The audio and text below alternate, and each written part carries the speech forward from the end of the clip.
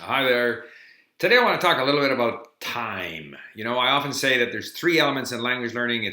There's your attitude, there's the time with the language, and then being attentive. And the three kind of are interrelated. I mean, the more positive the attitude, the more time you spend.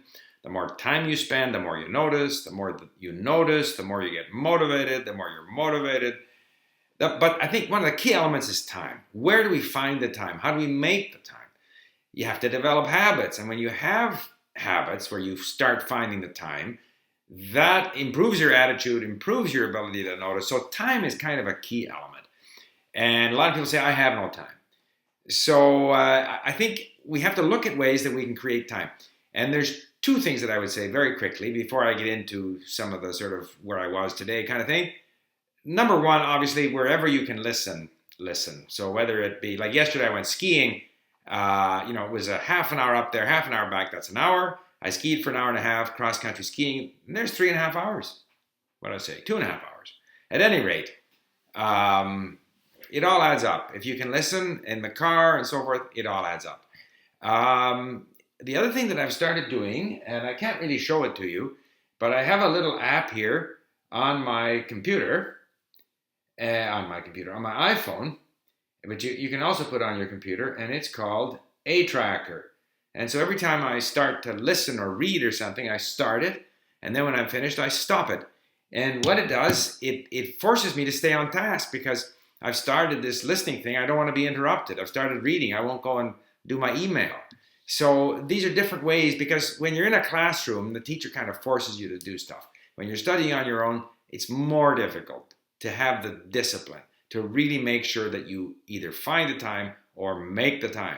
At any rate, today I went and played hockey again this morning, and then I went and drove out to a Korean mall to have lunch. And also I was going to visit my bookstore because there's a very nice lady there, but unfortunately I walked into the bookstore and there was this guy with his LA cap pulled down over his head, still wearing his outdoor jacket, looked very unwelcoming, Korean guy, I guess. And I said, he's not going to talk to me in Korean. And so I left. And I will go back to that bookstore when the nice lady is there. And so enjoy the rest of the video. Day is over. People are coming down off the mountain. And slowly getting darker.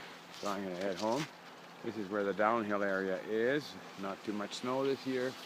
Normally we'll have 3-4 meters of snow. Then we turn around. There's, of course, the parking lot and so forth. It's known as Cypress Bowl because there's lots of cypress trees here. It's hard to make out what it is right now. And here, of course, off in the distance, above the clouds, you can just see the sun setting. It's around 4:30 or so, I think, which is getting close to sunset here. And some people are going into the trail again. I am at the Korean Mall. Going to have a Korean lunch, and then there's a bookstore here which I'm going to visit, maybe chat up the lady in the bookstore in my limited Korean, but all the shops here are Korean. Even I might just go to this restaurant here. I'm walking backwards, hope I don't hit a car. This restaurant advertises itself as, well, I'll show you on a separate video. Inside this Korean restaurant, I ordered solongtang, which is some kind of a beef soup. Those gentlemen are speaking Chinese. I don't know if I'm going to go over and bother them or not. But there we have it. We'll see what my Korean food tastes like. solongtang. 대표적인 음식이. 네, 네. 감사합니다. You got to get into it. This broth is delicious. The kimchi is excellent, absolutely delicious. A little bit of rice here. And what's typical of the Korean food, of course, is the metal chopsticks. And it kind of gets me in the mood. 수전 주세요. 아주 맛있습니다.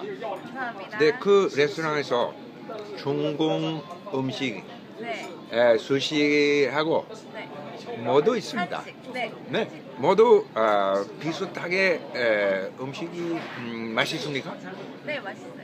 중국 음식이 스시와 네. 전부 비슷하리세 equally. please. 똑같아요. 아? 똑같아요.